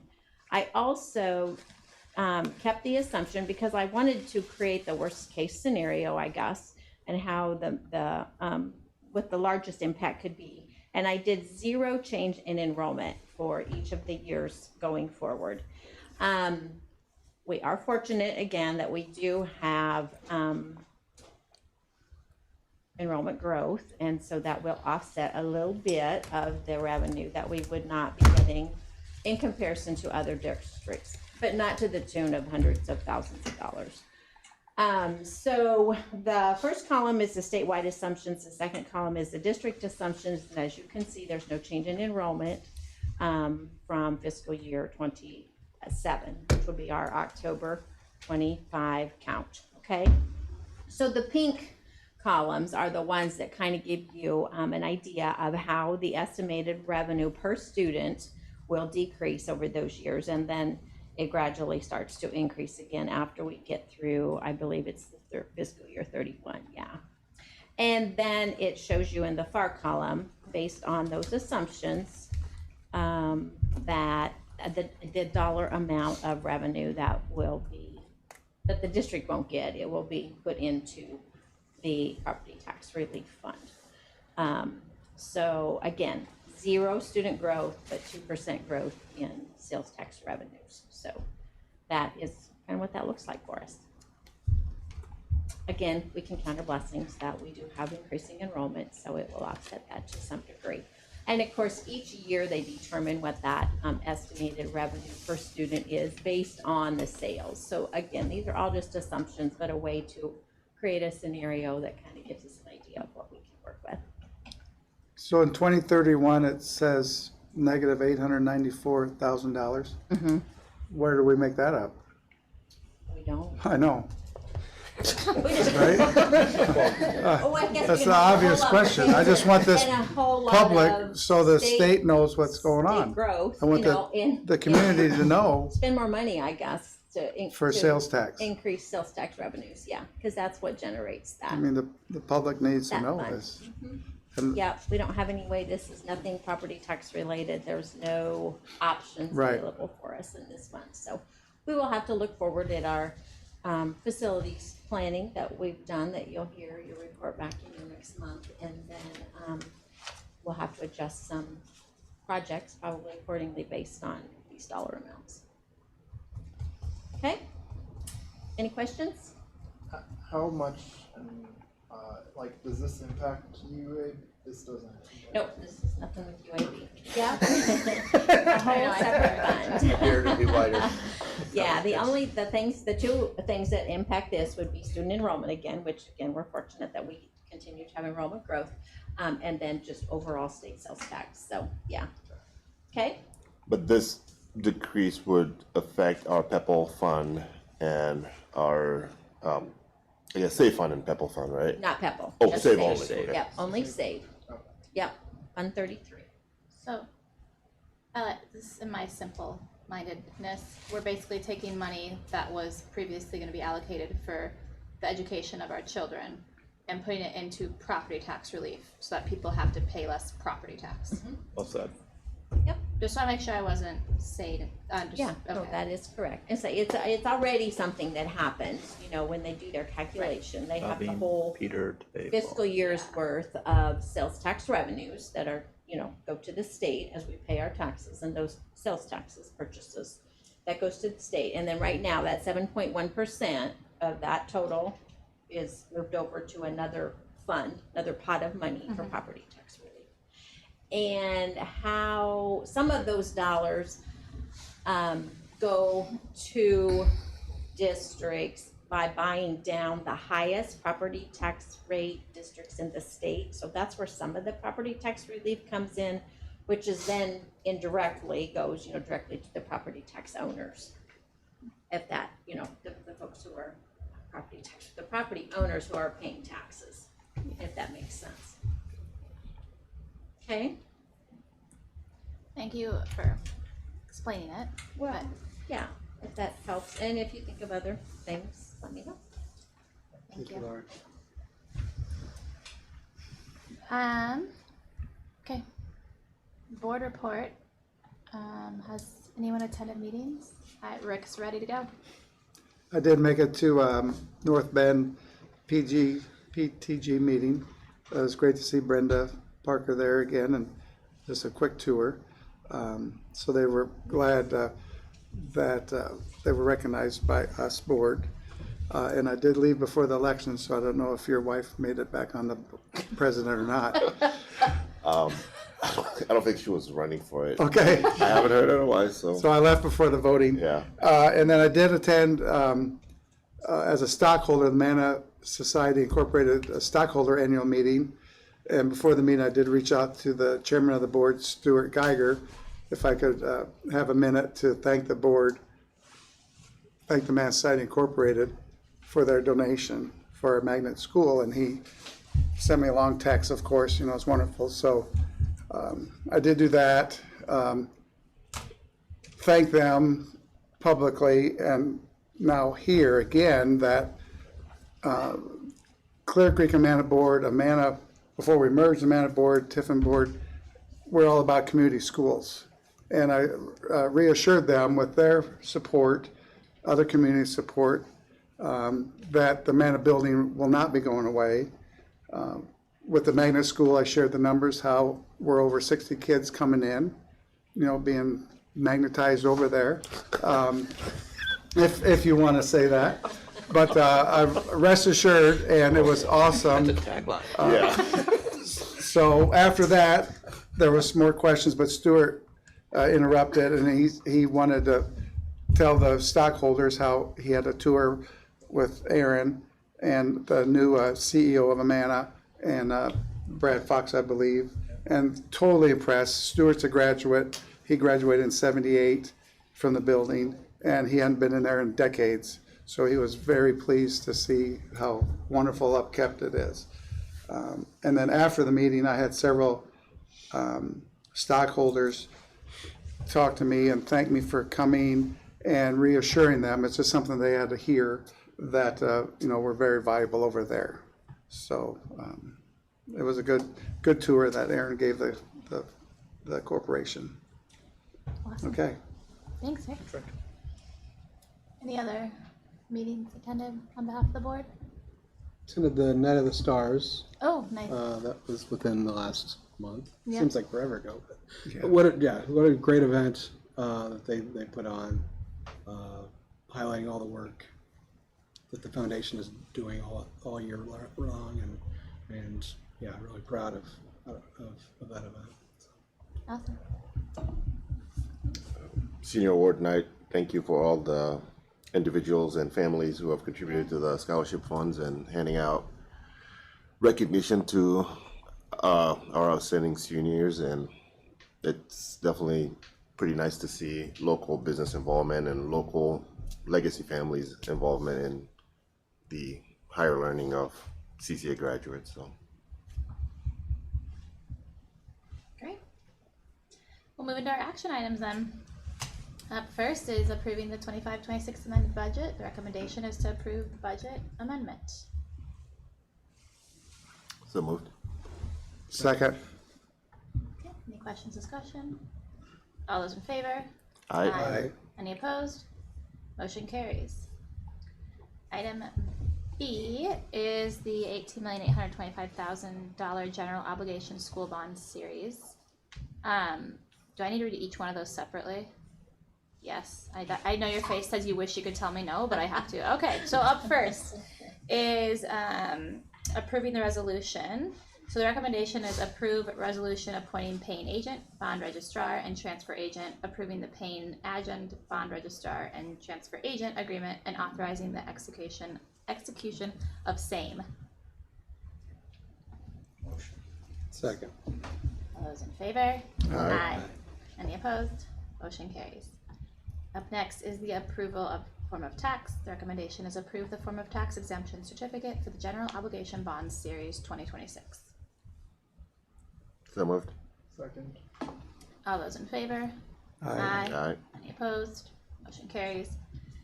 Then we have approval of continuing disclosure certificate. Recommendation is to approve the continuing disclosure certificate for the general obligation bonds series 2026. Second. All those in favor? Aye. Any opposed? Motion carries. And then approving resolution, amending the resolution, authorizing the issuance of approximately $17,520,000 general obligation school bonds, Series 2026A, and levying a tax for the payment thereof, adopted March 25th, 2026. The recommendation is to approve the resolution amending the previous resolution and levying a tax for payment.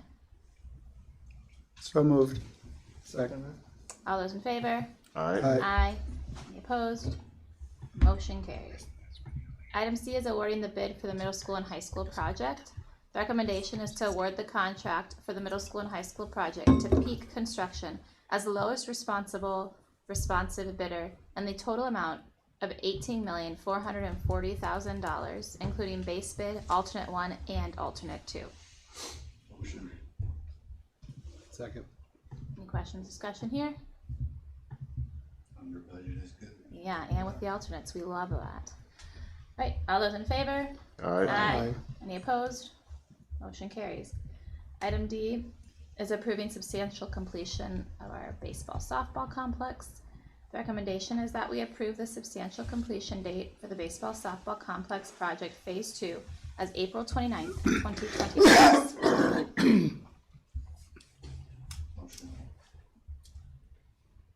Second. Any questions or discussion here?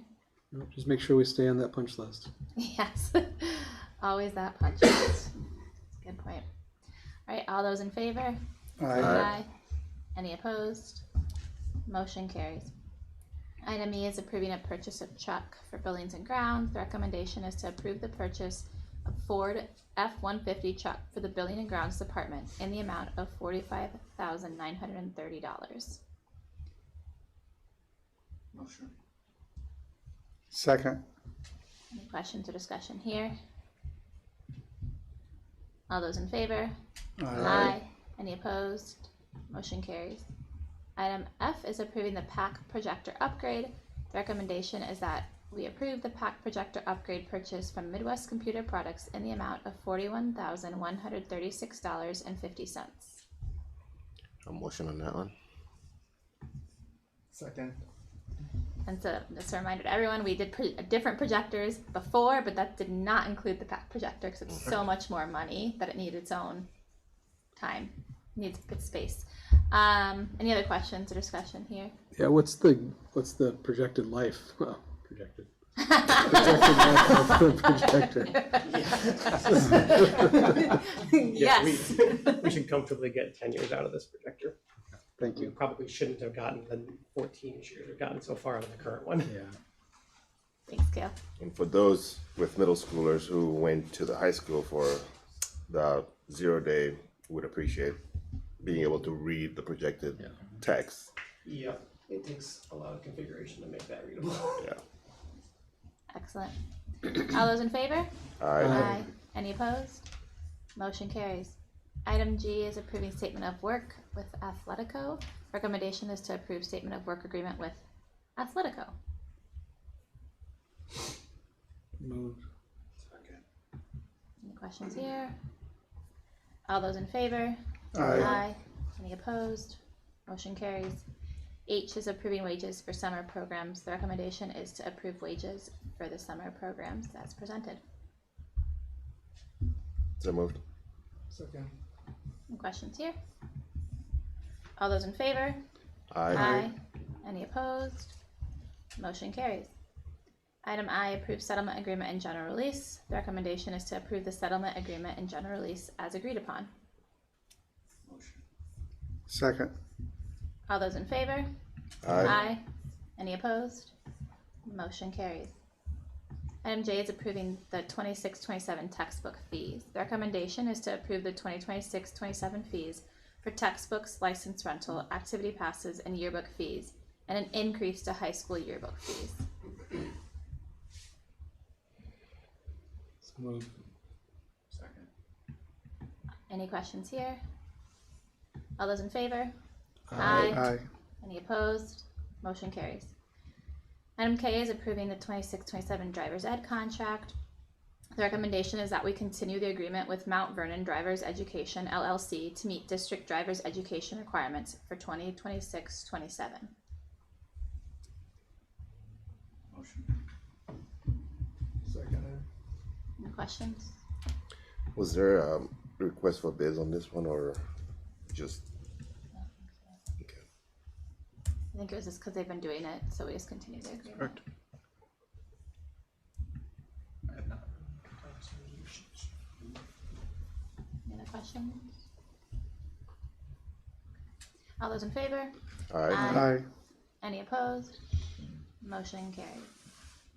Item L is approving the 26-27 Mid-Prairie sharing agreements. Recommendation is to continue the sharing agreements with Mid-Prairie for the curriculum director, human resources coordinator, social worker, and building and grounds director. Motion. Second. Any questions or discussion here? These have all the same sharing positions as previous. It's just for the next year. Okay, all those in favor? Aye. Any opposed? Motion carries. Item M is approving a multi-year contract for elementary ELA curriculum. The recommendation is to approve the multi-year contract for CKLA in the amount of $132,462.40. So moved. Second. Questions here? Time of year where we approve curriculum for the next year. 3 years. Well, yes, that too, but I see another one below that. Sassy. Okay, all those in favor? Aye. Any opposed? Motion carries. Item N is the multi-year contract for counseling curriculum. So the recommendation is to approve multi-year contract for second step in the amount of $36,468.60. So moved. Seconded.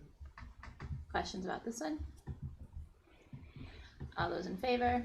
Aye. Any opposed? Motion carries. Item O is to appoint our 26-27 board secretary treasurer. So the recommendation is that we appoint Lori Robertson as board secretary and treasurer for 2026-27. So moved. Second. Okay, any questions or discussion on this one?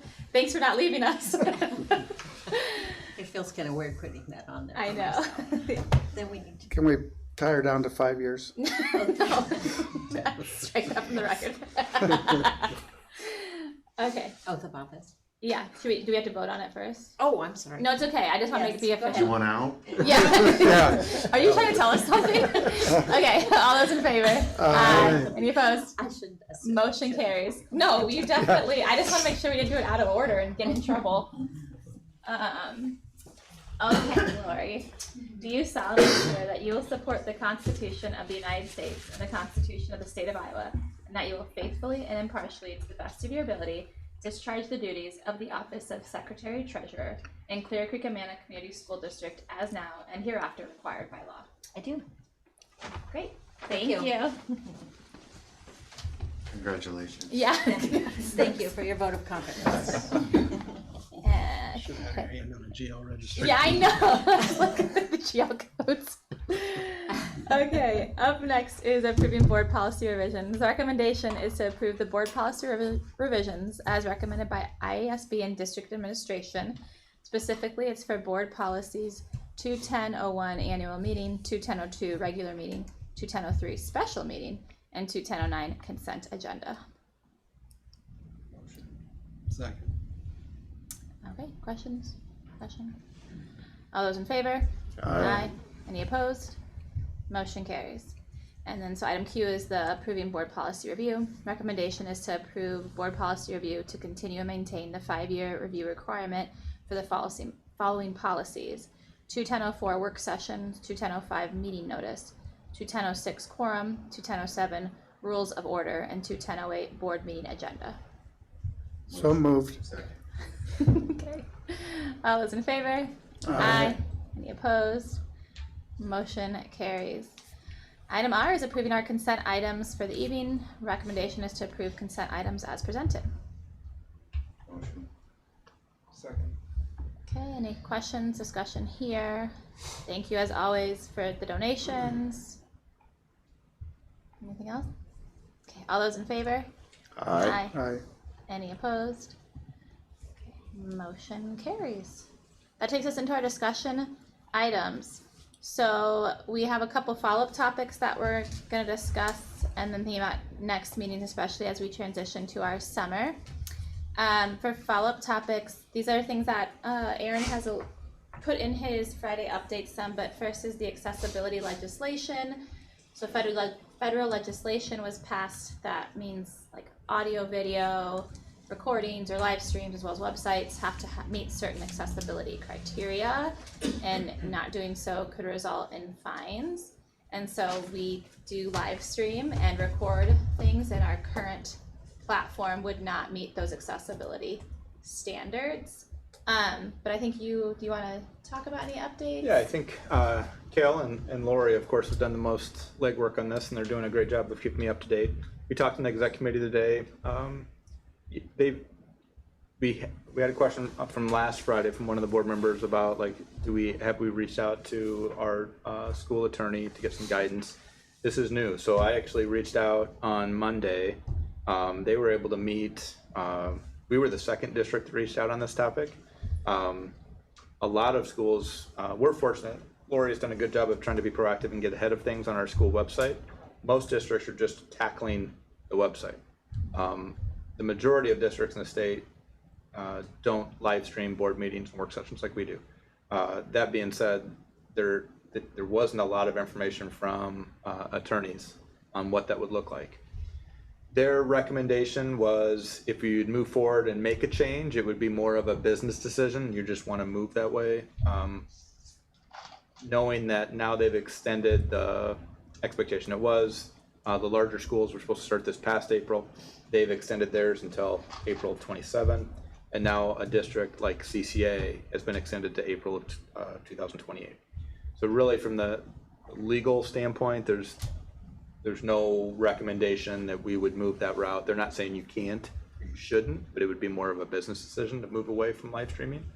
According to them, just like 2 years out, there could be some mechanisms that would make it more cost efficient than the dollars I shared with you in my Friday update. So really, we just have to have more conversations around that, and ultimately the board has to make a decision if we want to continue, knowing that now it's not until 28, it's not until 27. My only recommendation would be we wouldn't stop something we're doing mid-year. So really that year gives us a year buffer if we just want to continue and see if things are cheaper, or if we just want to go the route. Ultimately the board has to make that decision. We don't have to do that tonight, but here in the next work session and then the June board meeting. Of course, it'd be important if you're making a change to be able to communicate that out to the public before you make that change. And my recommendation would always be July 1st, whether it's this July 1st or July 1st at 27 or 28, whatever that would look like. Because making a change, if you've done it the same way, that will feel different than making a change effective starting July 1. Yeah. So lots of information to process, think about. It's helpful to know we have that extra year that is new. But we will still dive into this a bit more at our June work session after we do our joint meeting with CCA Foundation. We'll talk a little bit more about this just to think about what it looks like. I think it's good we're talking about it now so that even 2028 will be here before we know it, let's be honest. And I think that way we're already starting that transparent conversation of one thing that may happen in the future. It could be sooner, could be later, but if live stream will still be there. And then if we were to make a change, we would want to vote on that or make that decision on our June meeting. So hence why we're bringing it up tonight. The other thing is our next meeting is the work session, and we'll start with the joint meeting with the CCA Foundation. So we will be sharing, it's in Simply already with an agenda posted. I'm going to be emailing that kind of our document, our agenda to Jack O'Rourke, the foundation president of the board, and because this is really a board-to-board conversation for us just to get to know each other, understand what we do, what they do, how can we work together, and just learn more about those types of things. I feel like it's an important group for us to meet with and discuss, and in particular because we have a role in supporting the foundation director financially. Back to the first topic. Oh yeah, sorry. Don't need to have this now, but I'm saying at the work session. Yeah. Could there be any information like on that contract? Like, is this applied to that?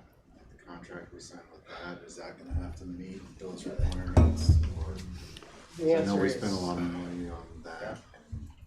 Yeah, the answer is yes. Anything that we contract to have done on our behalf, like Huddle does have to meet those requirements. Okay. There is a little bit of a light at the end of that tunnel in that much of our sports stuff does have a live announcer. And so it comes a lot closer to meeting some of those requirements and a lot of other things we do. So that's, as we get closer to that, I think we're gonna probably have to ask you about that kind of thing as well. Just how close do we get with that? So we have to do the accessibility piece, or the contracted company like Huddle will have to do We the have to cause it to be done however that occurs. So they're gonna charge us more money. If Huddle starts offering a service to meet that compliance, I am sure they will. It is a work intensive thing to have done. Yeah. Would it be helpful to know other systems? Simply, our board system will have to meet those as well, and the presentations that you see, all of those. Those text-based items are a little less cost intensive to deal with in that regard. Yeah. I was just thinking of, or trying to think of other things other than just our live stream that this is gonna impact. And What legal, in essence, said is this, it felt like it was something that, I don't want to say rushed, but I don't think the fallout or the backside of this, we'll see how big an impact it plays. Well, because it affects even like live streaming graduation. It affects live streaming absolutely. So it's just ironic because like there are actually people who physically, for health reasons, whatever, may not be able to go to graduations, and live stream was us trying to make it accessible. But accessibility regulations. Not to sugarcoat it, this legislation does force us to make perfect the enemy of good. Yes. Like we're going to reduce accessibility, unfortunately, because of the costliness of making Many it districts will meet. choose to do so. The other part of it too is not just the live stream portion of it. That law is so big that it affects everything. Accessibility to the boardroom here for somebody with a wheelchair to be able to get in. When they come in here, we have this screen. They have to have an earring piece that can translate all that. These laws are it's not even a new law, it's simply a reinterpretation of Title II, new regulations and how that's interpreted. Wait, what are we going to have for the screen? Yeah, for somebody who's here who's visually impaired, they need to have like a. I would have to continually make that larger than it is now. It will be. It affects not just live stream, but physical. If somebody comes in here, they need accommodation for following the meeting. You need to accommodate for them. Anybody giving a presentation like a finance graph or something, every row, everything on that graph has to be read out. And all that we still have till 2028? We technically We're gonna have start till implementing 2028. things because we all need to have practice and we all need to be ready for it. So we're gonna start it this year. Yep. We're going to start implement. Does that mean we're not going to have up here anymore then? If you're talking about it, you have to describe what you're talking about. It's big. It's crazy. I mean, So the in-person restrictions don't apply so in-person stuff isn't a part of the new Title II interpretations. This is the Code of Federal Regulations, Part 30 or 35, Subpart H. And it's a reinterpretation of the digital accessibility requirements only. So for in-person stuff, we don't necessarily need to change anything. But stuff that is produced digitally, the live stream we're on right now, or separately, the pre-recorded video that live stream will become once it is on YouTube, those have separate individual requirements that have to be met. There are Title II regulations for in-person stuff, but this doesn't particularly apply to those directly. Okay. It also applies to our curriculum, our communications with parents down at the building level, all that stuff as well.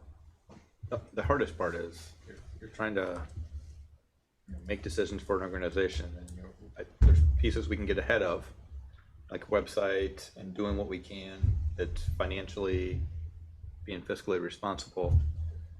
Having a buffer is okay, but again, this is one of those things that's really tough to be proactive, because you have an idea now, because Kel put together the estimates on what the cost is gonna be. So it's just, it's making a decision, are we gonna limp along, or are we gonna move to the direction we're potentially gonna go, or just hold, you know what I mean? Those are the decisions, that's things we have to think about. That's every band concert, live, anything we do that's, band's a little bit different. It doesn't ever stay up there pre-recorded due to copyright restrictions, but we have to meet certain requirements for captioning that appropriately when it's live and not simply subtitling it as we're doing now. Captioning is a little bit more intensive than that. And perhaps in a year or two, we will have systems that are reasonably priced that can do that. But when it comes to putting things and leaving them up on YouTube, like board meetings, it requires what a Duramain got into, full audio descriptions, which is a whole other level entirely. And that's where you get those $2,000 for a couple-hour meeting kind of stuff coming in. Yeah. Do you see those type of, I know you don't have a crystal ball, Kel, I'm only asking you because you're the guy asked these type of questions too. Do you see the prices coming down astronomically on those? I would see those going up. A little bit. Frankly, the price that came in under that, it was a little lower than I expected it to be. And I'm sure that's because it's being outsourced overseas. But that's, it's $30, $40 a minute, sort of minimum for that kind of audio description stuff. Maybe by 2028, some of the money that's going to property tax relief could just get moved to like a pot where you could apply for a grant to make yourself accessible. The Department of Justice goes into great detail as to how this is not funded and how it's going to save the district money over time. Huh. That's They fascinating. do a comprehensive analysis with some interesting. Because we're just gonna cut live streams, so we don't need technology like this. So No, that's not the core of their analysis, but it's going to be what happens It's for a lot of districts. coming from a district that didn't live stream anything, it just feels like it's really going after the districts to do that. Yeah. To be able to try to, like you said, make things more things accessible. equitable. Yeah, they'll be equitable. All right, thank you. Anything else about those two topics? Accessibility, CCA Foundation. You'll get an email or a link to our the agenda as well, in case you want to put any notes and thoughts from your own things. Then next meeting topic. So in 2 weeks is when we have that work session. Yes. And then we've talked about summer meeting dates, because in the summer we often meet a little less often. So we'll have June work session and June meeting, but then in July we're combining. Didn't we decide we are combining? And did we talk about this at board? We should. Did we talk about? We haven't made a decision. We haven't decided. We just talked as a group at times. Yep. So I guess in my head, I'll say what I was thinking, and you guys can poo-poo it. I thought in July we should do one meeting that's like starts as work session maybe, or it can start as meeting, approve things, and then have some work session-y retreat time to do a board assessment, which is IASB recommended. I don't think we've ever done it since I've been on the board. So you do some self-reflection of our board and how we're operating, how our meetings are going. And then we would also use that time to talk with Aaron about his goals that he set based on this year's evaluation for the next year.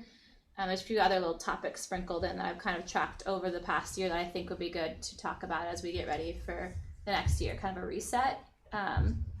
But I thought we could just do it in one night, and because usually we have no presentations, no recognition in July, and usually pretty minimal action items as well. I think then we would want to go with either the second or third Wednesday, because we have to still approve bills, and we'll want to make sure that's closer to the 15th of the month, right, Lori? Yes, please. So my thought was, if you already have your calendars marked for July 15th, we could just do that and just plan on being here like 6 to 8 maybe, so we can get that time to really do board assessment and stuff like that. And then not come in on July 1st and give ourselves that off. Is that okay? People are feeling, I see head nods, great. Yeah, I won't be here for that week. But the 15th? Yeah. I do have the 15th as a placeholder for the University of Iowa. I think I can't remember which we went to Johnson County, Mr. Daniel, myself, Mr. Moody, Okay, I was like, wait, we Ms. did. Dean, and they have, I think, Nick, did I talk to you about, I feel like I talked to. I think you did.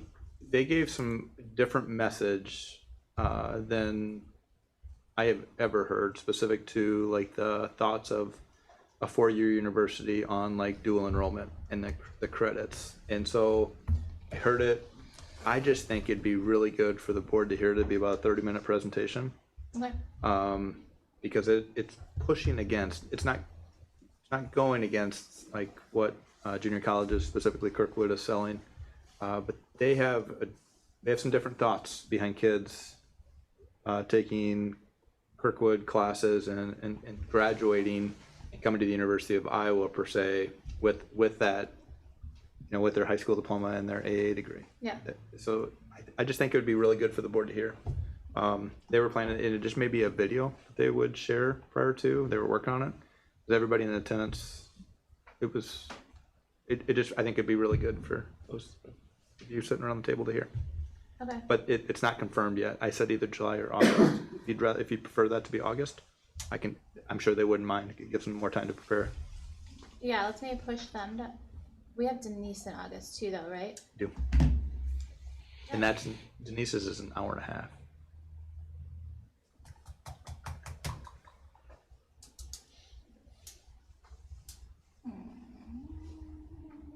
Sorry, I'm going back and forth. But in August we'll still have 2 meetings, I think, right? We're not combining into one, are we? That is, if our work session would typically be that first week, and that's school administrators. Yeah, I Iowa think Company. we said that we'd do the 19th with Denise, and then just do meeting stuff at the same time.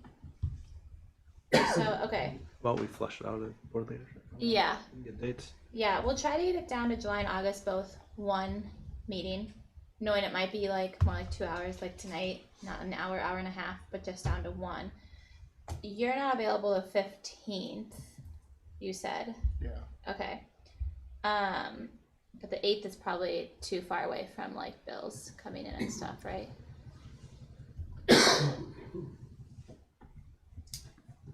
Yeah, because we would need to have them the week before, basically. Oh, right, okay. So that would probably push it, but, You okay with us? Yeah. I mean, we'll touch base ahead of time. I'll give you a board assessment stuff. Yeah. I think we all rate ourselves. Okay. So let's plan the 15th and of July, and then we said the 19th for Denise of August. And then we'll flush out when we want them to come. And we could move Kirkwood to September at a work session. Okay. Just have that be. Yeah, well, They're not gonna care. I thought it'd be good information for you to have, and regardless if it's July, August, September. okay. Yeah, that'd be great. Yeah. So in honor of School Board Appreciation Month, I am giving us all a day off in Good July work. and August. You're welcome. And did you say August as well? Yeah, August too, yeah. The 5th is gone? Yep. You're welcome. Thank you. Yeah. Okay. Anything else anybody has? All right, who's gonna do the honors? Motion. All right, all those in favor? Aye. Meeting is adjourned. Yeah.